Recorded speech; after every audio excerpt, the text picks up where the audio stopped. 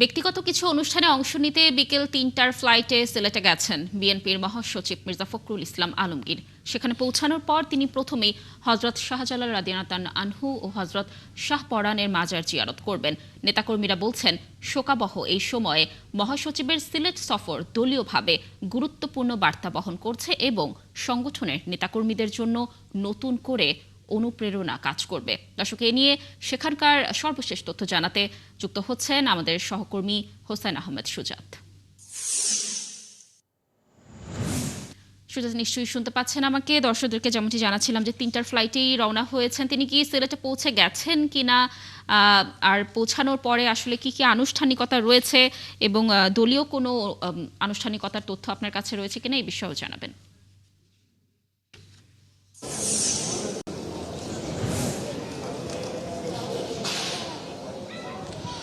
দেখুন লাবণী, বিএনপি মহাসচিব মির্জা ফখরুল ইসলাম আলমগীর কিন্তু এখন পর্যন্ত সিলেটে হজরত শাহজালাল রহমতুল্লাহের মাজারে তিনি এসে পৌঁছাননি।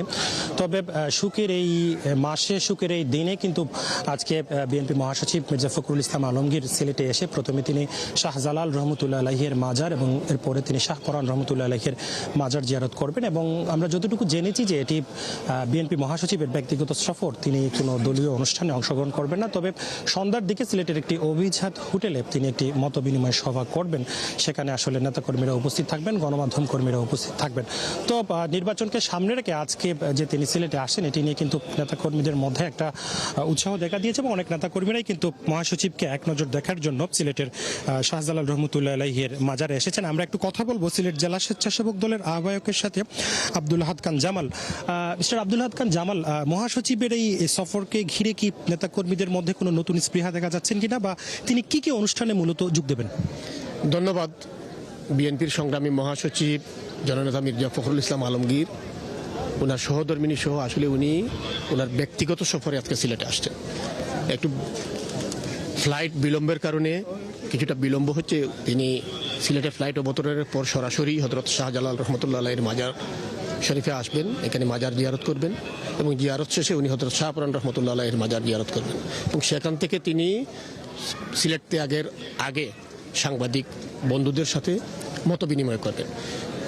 এটা মহাসচিবের ব্যক্তিগত সফর, কিন্তু বিএনপির মহাসচিবের ব্যক্তিগত সফর এটা রাজনৈতিক সফরই হয়। যেহেতু দলের উনি গুরুত্বপূর্ণ নেতা, তিনি যেখানেই যান না কেন ব্যক্তিগত সফরটাও কিন্তু সাংগঠনিক সফরে রূপান্তরিত হয়। আমরা যারা সিলেটের মানুষ ও সারা দেশের মানুষ, দেশনেত্রী বেগম খালেদা জিয়ার মৃত্যুর পর আমরা শোকাবিভূত। তারপরও জন্ম মৃত্যু এগুলো আল্লাহ তাআলা প্রদত্ত।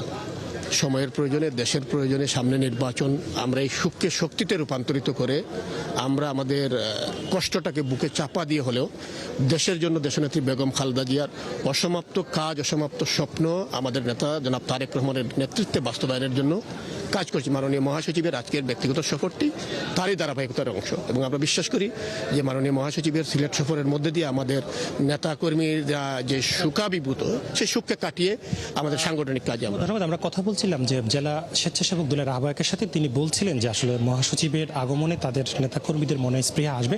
পাশাপাশি আপনারা জানেন যে প্রতিটা নির্বাচনের প্রচারণা কিন্তু প্রতিটা দল সিলেট থেকেই শুরু করে এবং নিশ্চয়ই বিএনপির ভারপ্রাপ্ত চেয়ারম্যান তারেক রহমানও সিলেট থেকে প্রচারণা শুরু করবেন এবং এ বিষয়ে নিশ্চয়ই মহাসচিব নেতাকর্মীদের দিক নির্দেশনা দিবেন, এমনটাই মনে করছেন সিলেটের।